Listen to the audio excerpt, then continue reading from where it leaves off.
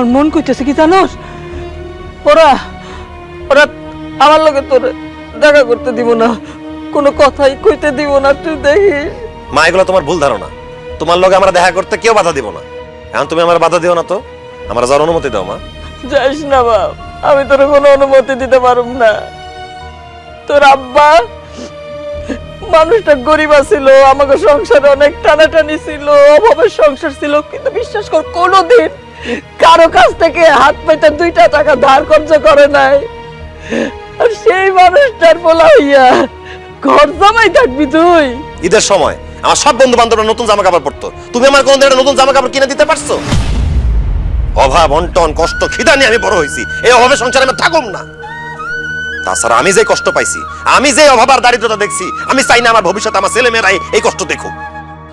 তাই আমি আমার শ্বশুর বাড়িতে চলে যাবো, সেখানে গিয়ে ঘর জামাই থাকবো। তোমার মতো আমার শ্বশুর গরিব না, সে বড় লোক, সে আমার লাইফ সেটেল করে দিব। বড় লোক শ্বশুর বাড়িতে আরামে এসে থাকবো, আমার জীবনে অভাব অনটন দুঃখ কষ্ট কিছুই থাকবো না। আর আমার কোনো টাকার অভাব হইব না। আমার শ্বশুরের টাকা মানে তো আমার টাকা, আমি জীবনে শুধু সুখ আর সুখ পাবো।